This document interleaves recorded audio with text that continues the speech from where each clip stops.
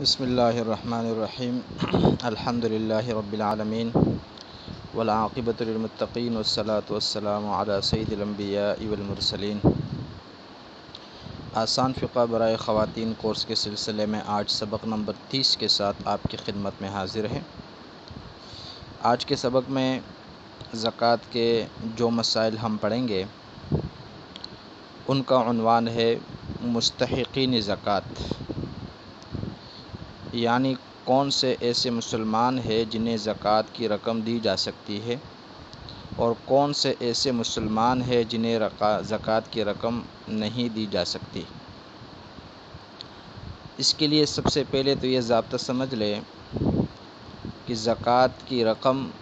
یا زکوٰۃ کا مال غریب کو دیا جا سکتا ہے، مالدار کو نہیں دیا جا سکتا۔ اس لیے پہلے ہمیں غریب اور مالدار کی تعریف سمجھنی ہوگی تاکہ اس عنوان کے تحت آنے والے تمام مسائل کا سمجھنا آسان ہو جائے۔ تو شریعت کی نظر میں مالدار اس شخص کو کہا جاتا ہے جس کے پاس 52.5 تولے چاندی یا 7.5 تولہ سونا یا اتنی ہی قیمت کا سامانی تجارت موجود ہو۔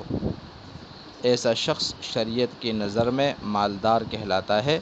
اور ایسے شخص کو زکوٰۃ دینا جائز نہیں ہے، اور ایسے شخص کے لیے زکوٰۃ وصول کرنا اور اس کو استعمال کرنا حلال نہیں بلکہ حرام ہے۔ اسی طرح جس کے پاس اتنی ہی قیمت کا کوئی مال ہو جو سامانی تجارت تو نہیں ہے لیکن اس کی ضرورت سے زائد ہے، وہ بھی مالدار ہے، ایسے شخص کو بھی زکوٰۃ دینا درست نہیں ہے۔ غریب شریعت کی نظر میں ایسے شخص کو کہا جاتا ہے جس کے پاس نصاب کے برابر مال نہیں ہے، یعنی نصاب سے کم ہے، یا کچھ بھی نہیں ہے، یعنی ایک دن کی گزارے کے لیے بھی اسباب نہیں ہے۔ ایسے شخص کو شریعت کی نظر میں غریب کہا جاتا ہے، لہٰذا اس کو زکوٰۃ دینا بھی جائز ہے اور ایسے شخص کا زکوٰۃ کا مال لینا بھی جائز ہے۔ اب ضرورت کا سامان کیا ہے؟ تو رہنے کا گھر، پہننے کے کپڑے اور گھریلو ضرورت کا سامان جو اکثر استعمال میں آتا ہو، یہ سب ضروری سامان میں داخل ہے۔ ایسے سامان سے کوئی شخص مالدار نہیں ہو جاتا، چاہے اس سامان کی قیمت جتنی بھی زیادہ ہو،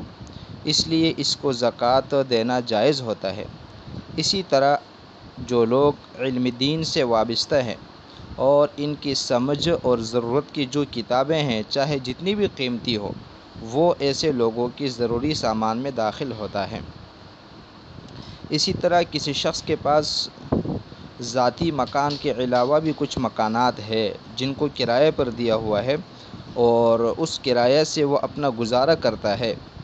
لیکن اس کے خاندان میں افراد اتنے زیادہ ہے کہ اس آمدنی کے باوجود بھی اچھی طرح گزارا نہیں ہوتا بلکہ تنگی رہتی ہے، اور اس کے پاس کوئی ایسا مال بھی نہیں ہے جس پہ زکوٰۃ واجب ہوتی ہو، تو ایسے شخص کو بھی زکوٰۃ دی جا سکتی ہے۔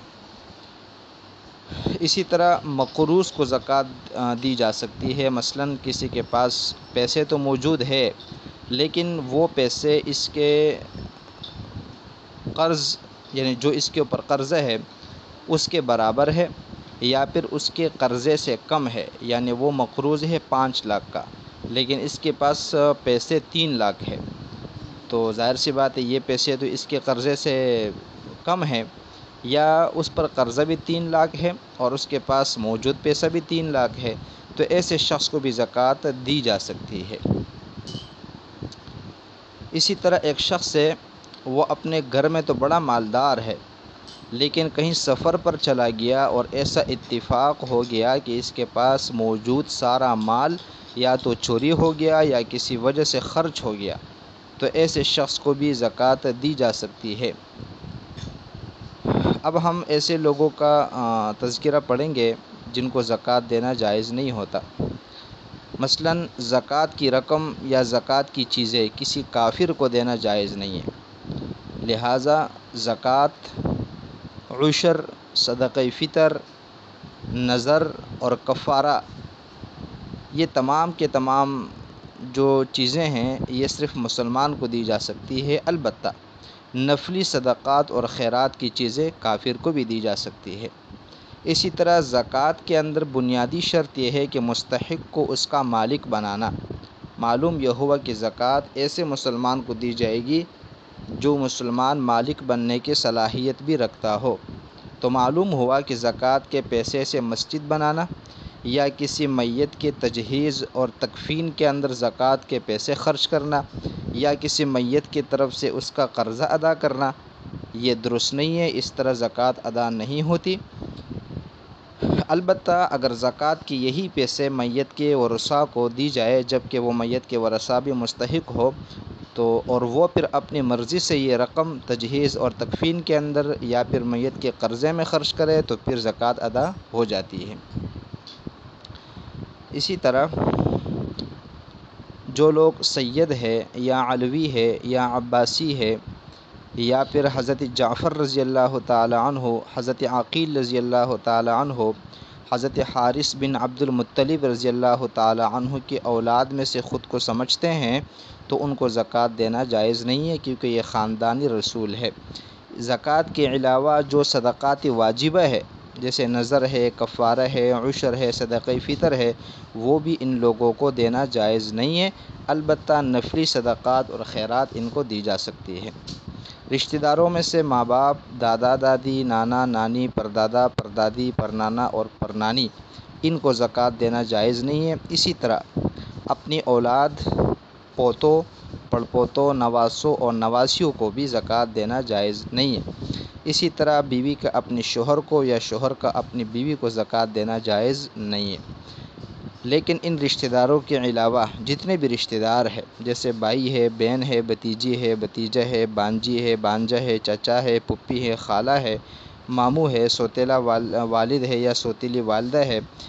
ساس ہے، سسر ہے، ان سب کو زکوٰۃ کی رقم دی جا سکتی ہے۔ نابالغ بچے کو بھی زکوٰۃ کی رقم دینا درست نہیں ہے۔ بالغ ہونے کے بعد اگر وہ خود مالدار نہ ہو اگرچہ اس کے ماں باپ مالدار ہو تو پھر ایسے بالغ بچوں کو زکوٰۃ دی جا سکتی ہے۔ اگر بچے نابالغ ہے اور ان کا والد جو ہے وہ مالدار نہیں ہے لیکن ماں ان کے مالدار ہے تو بھی ایسے بچے کو زکوٰۃ کی رقم دی جا سکتی ہے۔ اسی طرح گھر کے اندر جو گھریلو ملازمین ہوتے ہیں ان کو بھی زکوٰۃ کی رقم دی جا سکتی ہے، لیکن ایک شرط تو یہ ہے کہ وہ زکوٰۃ کے مستحقین میں سے ہو، دوسری شرط یہ ہے کہ زکوٰۃ کے یہ پیسے ان کے تنخواہ میں سے نہ کاٹے جائے، یعنی تنخواہ سے ہٹ کر ان کو زکوٰۃ کی یہ رقم دی جائے۔ اسی طرح رضاعی اولاد اور رضاعی والدین کو بھی زکوٰۃ کی رقم دی جا سکتی ہے۔ اگلا مسئلہ یہ ہوتا ہے جس کا اکثر لوگ پوچھتے ہیں کہ ایک شخص کو مستحق سمجھ کر زکوٰۃ کی رقم دے دی گئی، بعد میں پتہ چلا کہ وہ مالدار ہے یا خاندان رسول صلی اللہ علیہ وسلم میں سے ہیں، یا اندھیری رات میں کسی کو زکوٰۃ کے پیسے دیے اور بعد میں پتہ چلا کہ وہ تو اپنے والد صاحب کو دیے ہیں یا پھر اپنے اولاد کو دیے ہیں،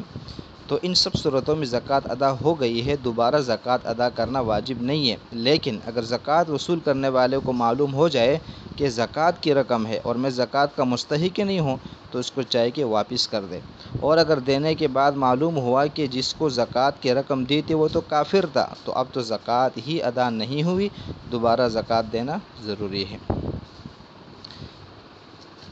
اور آخری مسئلہ زکوٰۃ کے حوالے سے یہ ہے کہ جو دور حاضر کے اندر اہمیت کا حامل بھی ہے کہ قدرتی آفات، سیلاب، زلزلہ وغیرہ میں آفت زدہ لوگوں کی امداد زکوٰۃ کی رقم سے کرنا صحیح ہے، لیکن اس کے لیے ایک شرط تو یہ ہے کہ ایسے لوگوں کے بارے میں غالب گمان یہ ہو کہ وہ زکوٰۃ کے مستحق ہو، یعنی ان کے پاس نصاب زکوٰۃ کے برابر کوئی چیز نہ ہو۔ دوسری شرط یہ ہے کہ ان کو زکوٰۃ کے مال کا مالک بھی بنا دیا جائے۔ اگر زکوٰۃ کا مال ان کی ملکیت میں نہیں دیا بلکہ ویسے ان کے اوپر خرچ کر دیا گیا تو زکوٰۃ ادا نہیں ہوگی۔ اسی طرح اگر ان سب کو بٹھا کر کھانا کھلایا گیا تو بھی زکوٰۃ ادا نہیں ہوگی، بلکہ وہ کھانا ان کی ملکیت میں دینا ضروری ہے، پھر ان کی مرضی ہے، چاہے تو وہ بیٹھ کر کھا لیں اور چاہے تو اپنے ساتھ گھر لے جائیں۔ یہ کچھ مسائل تھے زکوٰۃ سے متعلق، اور اب صرف جو ہے نا وہ صدقہ فطر کے مسائل رہ گئے ہیں، اور اس کے ساتھ انشاءاللہ ہماری زکوٰۃ کے مسائل کا جو مضمون ہے یہ ختم ہو جائے گا۔